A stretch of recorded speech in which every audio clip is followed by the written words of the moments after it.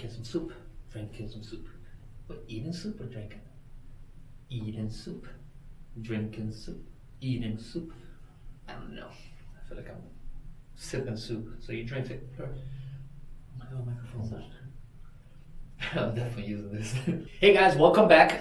I'm going to answer another question that you guys asked me. And remember, if you have any questions yourself, please write them down in the comments. I would love to actually cover that. Whatever question you have. It doesn't matter how specific or how much detail you need. Just write it down in the comments and I'll make sure to make a video out of it, alright? Also, you will notice that I'm still wearing the same thing as the last video, and I'm still eating the same soup as the last video, and that's because this soup is a week old and I haven't showered in a week. It's because I'm just, it's more efficiently to do it like this. Just do it one day, record 2 or 3 videos, and save a lot of time. I'm not gonna bullshit you, it is what it is. I'm like Kevin from The Office, Why say that word when few words do trick? And then I'm gonna go see World. And that's it. This got weird really quickly. My God, 1 minute in and I haven't said anything related to actual work yet. Anyways, this video is about how to purchase your second property when you already own one and you bought the first one FHA and now you need a bigger place because things are happening in your life. You know who you are. And I actually want to slow down and say congratulations. You're the one that asked me the question and I didn't know why until about a week later that I was told. So congratulations, and I'm really happy for you guys. I can't wait to see you guys. Now with that being said, let's get around to it. So you bought a house about 3 years ago or so. You purchased FHA, which is just 3.5% down, and now you need a bigger place. Now you want to buy a bigger place. There's a few options for you out there, and I'm sure I might miss 1 or 2, whatever, but these are the 2 main ones. The first option is to rent the house where you live right now and just buy another one. Now, if you do that, the second house would need to be a conventional loan, which means 5% down. Now, you would also need to qualify for 2 mortgages because now you'll be holding 2 mortgages. And you would have to worry about the tenants, which could be a little bit of a risk. So it's not really a route that a lot of people will take, especially someone that's not really trying to do stuff like that.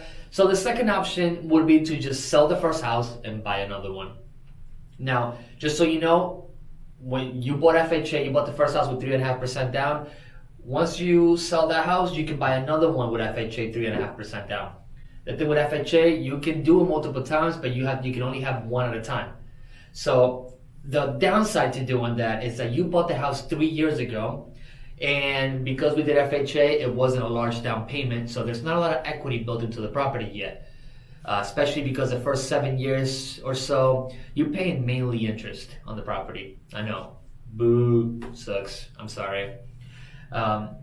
So it's likely, unless the prices have gone up a lot, which we need to look into, it's likely that you will have to come to the closing table with some money. Now, selling a property is not cheap. It does cost you money, mainly because I'm the one charging most of it. I'm sorry, it's just the way the industry works. I still love you guys, but it does cost money. You're talking about selling the property, listing it, paying a 6% fee to the brokers, and then you have taxes, you have to pay off the previous loan. So we have to run numbers ahead of time to make sure that it's not going to cost you a lot out of pocket at the closing table.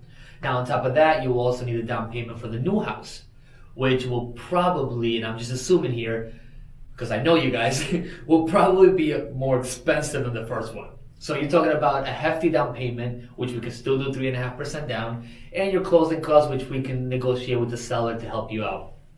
I hope that kind of answers your question. We can go into a lot more detail when we talk in person, but thank you so much for asking the question. Once again, congratulations. That's so awesome. And if anybody else has any other questions, feel free to reach out. Thanks, guys. Goose out.